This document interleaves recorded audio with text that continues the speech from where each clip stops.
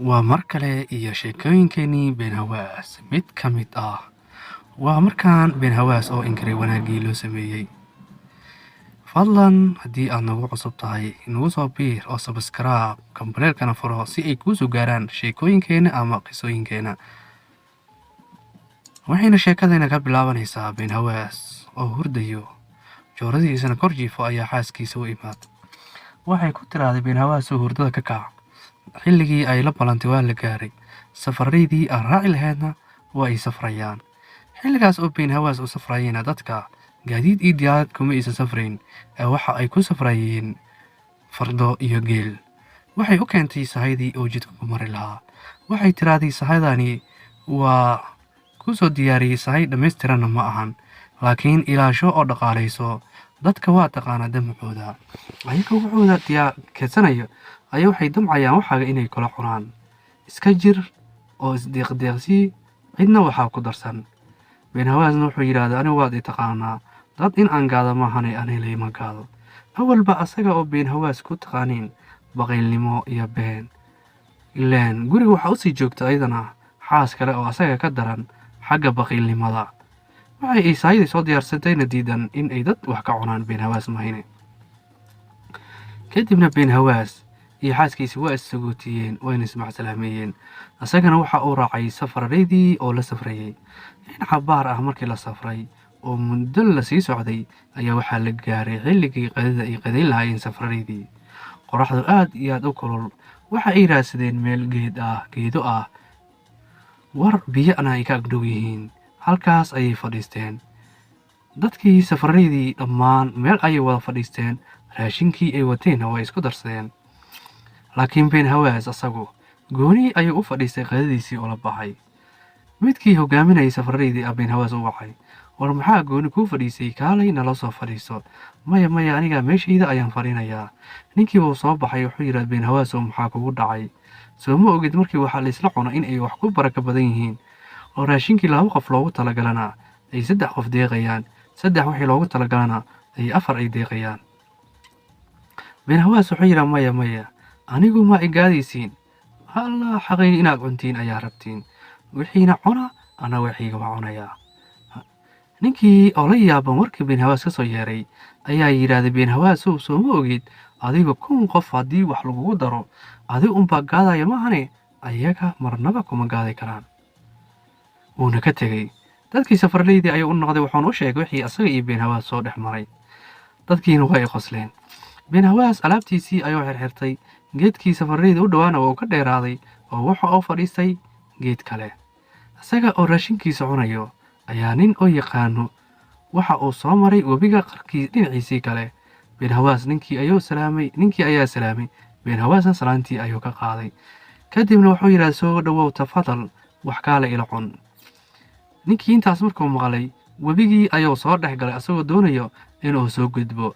Been Hawaas ayaa wuxuu la yaabay ninkan soo dhex galay biyihii. Wuu qeyliyay wuxuu dhahay istaag oray inteed u soo socotaa. Ninkiina wuxuu yiraahday soo adiga ma dhihin soo dhawaaw oo waxay la cun. Been Hawaas wuxuu yiraahday adiga hungur xumadan ma kugu ogeyn. Saan dhan ma dhoon u tahay adigu wabiga dhinaca kale ka joogo haddii soo dhawow lagu dhaho biyaha ma isku soo tuuraysaa. Maya wuxuu yiraahday soo dhawaaw ayaa i dhahday waana kaa guddoomay. Wuxuu yiraahday soo kuma aanan salaamin. Waan ku salaamay waana iga qaaday. Markii aan ku dhahay soo dhawow waxaan rabay inay dhahdid mahadsanid shukran sida lagu yaqaan dadka wanaagsan.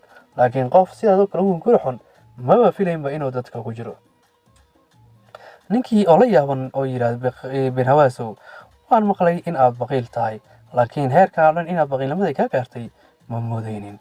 Been Hawaas wuxuu yiraahday waxaad doonaysaa aqal inaad ku noolaatid xoolahayga la cuntid. Ninkii asagoo xanaaqsan ayuu iska baxay. Been Hawaasna waxa uu yiraahday dadkana la yaabay soo dhawow hadaa dhahdid way iska biyaha isku soo tuurayaanba. Dhibaatada biyaha soo dhex marayo iyo waxa cunaya ka daran. Asoo dhahay ayuu raashinkiisii iska cunay Been Hawaas. Kadibna safarraydii ayuu raacay. Waxaana la gaaray magaaladii ay u socdeen. Nin kastana waxa uu aaday xaafadii iyo meeshii uu socday. Been Hawaasna wuxuu ku dagay saaxiibkiis Kal Hawaas oo magaaladaas deganaa. Saaxiibkiis aad iyo aad ayuu ugu farxay waana uu soo dhaweeyay wuuna uu fadhiisiyay.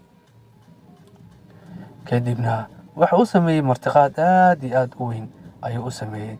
been hawaas wuxuu yidhaahday nin yahow wallaahi si fiican ayaad ii marti qaaday, haddii aad magaalada aan deganaha imaatid aniga igu soo deg ayuu yidhaahday been hawaas. kala hawaasna wuxuu yidhaahday waaba sidaas saaxiib, aniga haddii aan magaalada aad degantaha imaanayo adiga unbaan ku soo raasanayaa, yaan kaloo magaaladaas ka aqaanaa ee adiga aan ahayn. wayna sheekaysteen sheekaysi dheer iyo qaraaxiisi kadibna way soo sugotiyeen. been hawaasna wuxuu soo aaday gobolkii ama magaaladii oo kasoo jeeday markii oo danihiisii uu soo dhammaystay. muddo markii ay kasoo wareegtay ayaa kala hawaas waxa uu safray magaaladii oo deganaa been hawaas. kadibna taas wuxuu abbaaray gurigii been hawaas, albaabka ayuu garaacay. been hawaas ayaa albaabka ka furay. markay islaameen been hawaas ayaa yidhaahday adiga kumaad taheed, asaga oo ku fakeray oo ninkan waa ninkii wuxuu rabaa inaad marti qaadid oo sidii waaga u samaysid, aqli xumaa anuu isoo raadsaday. kadibna waaba inkarayba, wuxuu yidhi adiga kumaad ahayd. kala hawaasna wuxuu yidhahday waa saaxiibka kala hawaas, miyad taqaan miya ninkii ilaa yaraantiisii aad isla socoteen. been hawaasna wuxuu yidhahday anigu kuma fahmin, ma aqaan labiska miya. ninkii ayaa koofidii iska bixiyey. kadibna wuxuu yidhahday hadda ma ii fahantay. been hawaasna wuxuu yidhahday maya weli kuma aanan garan. kadibna ninkii kala hawaas ahaa shaakadii iyo jaakadii ayuu iska bixiyey. haddana ma ii garatay ayuu yidhaahday. been hawaasna wuxuu u jawaabay maya aniga kuma aanan garan ee kumaad ahayd, xitaa ma garanayo haddii aad maqaarka iska bixisa xataa inaan ku fahmayo u malayn maa.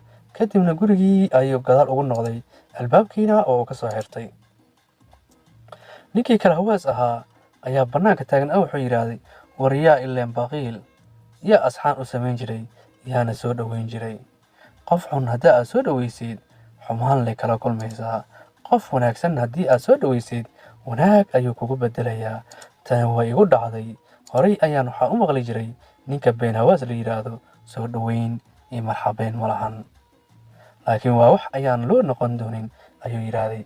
kadibna uu iska soo baxay oo waxa uu raadsaday meelo kale oo ku dego. halkaas ayayna maanta sheekadeennii ay noogu eg tahay.